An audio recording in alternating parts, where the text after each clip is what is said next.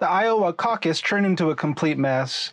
Unfortunately, even before the voting started, I had this feeling that the votes wouldn't even come out, and they actually didn't come out.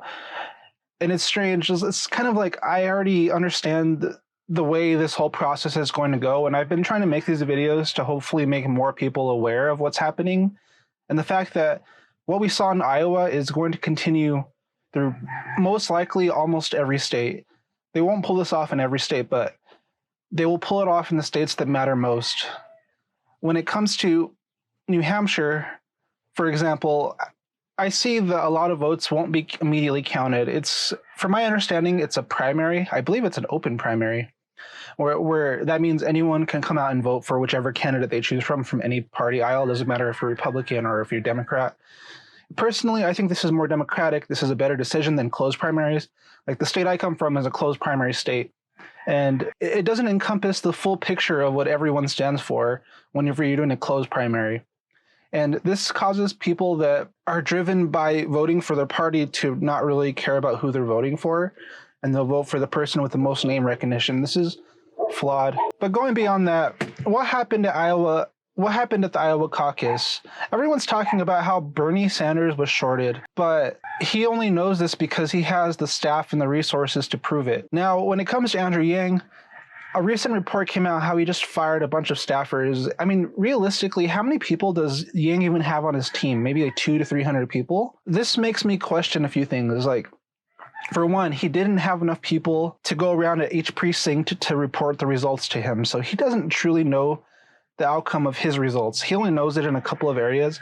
And I can guarantee in those few areas there are discrepancies. And this is a problem. A lot of people are coming out and saying that this is just mishandling from the Democratic Iowa caucusers, the ones in charge. But yeah, partially that's true. But you could even argue that it was set up in such a way that these kind of mistakes would inevitably happen. And therefore, if there was any discrepancy or if there was anyone to blame, it would be put on the people that were running each site instead of who the blame actually needs to be shifted to, which is the DNC. Even if they come back and attack the DNC on, oh, look, Andrew Yang got this many votes or Bernie got this many votes, it's not going to really make a difference. This whole thing is already set up to be a giant scam. And unfortunately, people are just going to continuously get more and more upset. This happened in 2016. It's also the reason why a lot of Bernie supporters are currently appearing as radicalized people because of what happened in 2016. And this is only being escalated. And a lot of Bernie supporters already see this coming. They already knew this was going to happen. That's why Bernie Sanders had his own app to track the results in each caucus, because they already knew that there were going to be discrepancies between the results that were released and the results that they're gathering. This is only fueling anger in people. And this has me worried for a lot of reasons. See, the way I see it, the way it's kind of playing out is the DNC is trying to rig the results, and they're going to keep pushing this game all the way to the convention where they can take on the superdelegates to choose their nominee. They might not ever take away a win from Bernie in particular, but they're going to be taking away wins from Yang, and you know what? It's going to be overshadowed by Bernie Sanders. And this is a problem. It's actually trying to shut us out. I really think this whole thing is actually an attack against Yang. Let's take a look at this. If you looked on Twitter the night of the caucus, you would have noticed that Caucus for Yang got over 200,000 tweets, whereas Caucus for Bernie only got maybe about 100,000 tweets. I know it's Twitter. I've actually come out arguing about the actual validity that Twitter holds. And looking into the stats of this, you could even see that at the most, 2% of the population at the most is active on Twitter. And of that 2%, maybe about 30% of those people in total are actually politically active on Twitter. So whenever you're looking at all these people on Twitter and they're very active and they're very supportive, this is really just such a small portion of the population that it really doesn't even matter. The only reason why Twitter is actually popular right now is because of Donald Trump. It's not because of anyone else.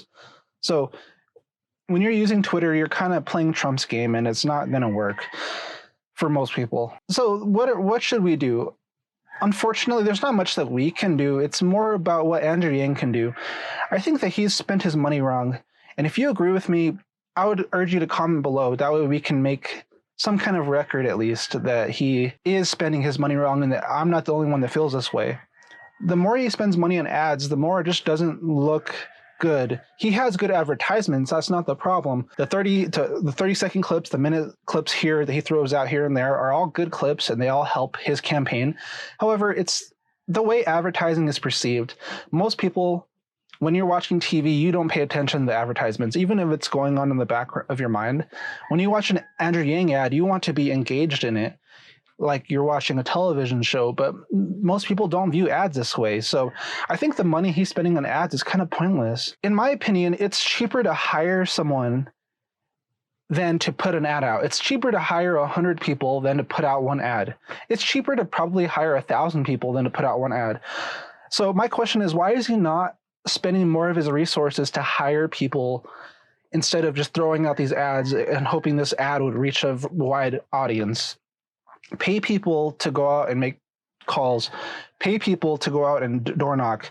Pay people to do the things that you need them to do. I don't agree with the advertising. And quite honestly, where I'm at, I don't even agree with the DNC where it stands right now. I want to vote for Andrew Yang.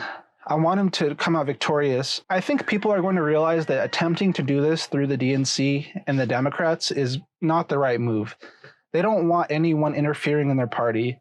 They want people to go through this process of politics and becoming like a career politician and being a part of the system before they will even consider you a viable candidate. Quite honestly, the Democrats don't want anything else in their party. They're a private organization. But the problem is that they're perceived as one of the only two parties in the United States that can actually win an election. I don't even think that's true anymore. I think the only party that is capable of winning an election are the Republicans at this point. This kind of brings me to this idea that Andrew Yang is trying to win this all on the Democratic ticket, but they're so corrupt at this point. People are like turning away from the Democrats left and right. They don't even care if Trump is going to win anymore. A lot of people I've talked to actually at this point don't even care that Andrew Yang is running anymore because the corruption is overshadowing this. And if Andrew Yang doesn't call this out, or if he doesn't do something about this, then it doesn't matter how good of a candidate he's going to be in the end. The only thing that matters is that the DNC is so corrupt and they're not going to let him win. The votes aren't being counted properly. The Democrats aren't trying to be transparent as they claim to be. They're changing the rules last minute for billionaires that are donating to them. Pete Buttigieg is obviously a favorite, and he's calling out that he's winning these states before the results even come out. And it's strange because the results should be out almost instantly in all these cases. There's really no excuse for this. From the outside looking in, it looks very bad to most people. I don't even want to be a part of this system anymore. I feel like if I'm trying to cast a vote for the candidate I want at this point, it's meaningless. What can we do? Andrew Yang has already committed himself to the Democratic Party, and this is a problem. He needs to overcome this somehow. And mind you, there are a few ways that he could overcome this. Of course, one way he can actually overcome this is if he gets a swath of voters to come out so large, the DNC putting their thumb on the scale doesn't matter at all. That's one of the biggest things he could do in this case. But that's a legit obstacle he has to overcome. The problem is if the DNC keeps on trying to push the results that they want and they're not listening to the voters that are coming out to actually go and spend their time to pick the candidate that they want to be heard are not going to care anymore. They're going to go and think, why am I going to waste my time? The DNC doesn't even deserve my vote. They don't even deserve to hear me support them in any way, shape, or form. None of them do. You could argue that Andrew Yang himself, maybe, but a lot of people see it as he's supporting the Democrats right now. He's supporting Nancy Pelosi tearing up the State of the Union. Of course, he hasn't come out against it, and he hasn't come out for it either. But he's a part of the Democratic ticket, meaning that his party is doing this kind of stuff. And a lot of people, that just turns him off to a lot of people. It doesn't matter how good his policies are, unfortunately. I think that the Democratic Party is in a very bad position right now. And it's so bad that Andrew Yang is not enough to bring them out of this situation that they're in. Something else needs to change. Everyone's talking about how Bernie should call out the corruption and the change votes at the debate tonight. I don't think that's going to happen. Bernie, he's too afraid of calling out the DNC or something. In my opinion, I think Bernie Sanders at this point has this larger game plan, and he's planning on using other people to implement it for him. He already knows that the votes are going to be counted against him. He already knows that they're going to try to rig the election against him. And he already knows that his supporters are disenfranchised from the whole entire system from before, but still they're supporting him. So when it comes to the convention, I think that a riot's going to come out, and it's going to be started by the Bernie Sanders supporters, and I'm just worried about the way it's going to turn out, and there's just not a lot of people that are going to want to be a part of this. We really need to figure out a way around this. The DNC corruption is going to affect Andrew Yang's campaign in the long run. This is not going to make more people come out and vote for Yang because, oh, the DNC is so corrupt. You know what? They're taking away votes. When they're taking away votes, as someone that would want to vote, this only makes me think I don't even want to be a part of that. It doesn't matter if it's Andrew Yang or not. Anyway, let me know what you guys think below. It's unfortunate that all of this is happening the way it is, but this is the reality we live in. These are the things that we have to accept as fact. The DNC doesn't want us to go out and vote. They want to choose their candidate, and they're making sure that's going to happen. I realize that my view sometimes can be a little negative, but this is the truth. This is the way I see it. Being positive all the time doesn't do any good for his campaign. People tend to tune that out whenever they're seeing a different story. They're like, oh, this person's being positive. That's not what I'm seeing. And the same goes for the opposite person. Oh, look, this person's not being positive, but all I want to hear is positive. Click.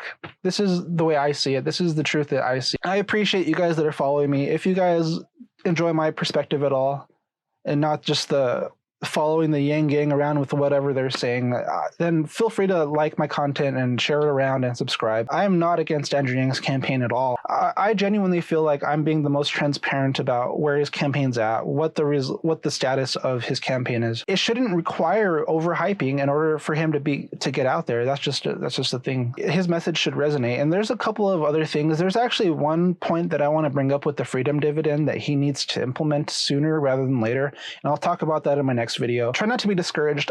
I know I mentioned a lot of reasons why I probably won't even come out and vote anymore, and it kind of sucks that I have to even come out and say that because that's how I feel. The DNC is screwing us up, and at this point I feel like the only way they're going to understand is if Donald Trump takes the victory again and they just fall so low that they can never recover.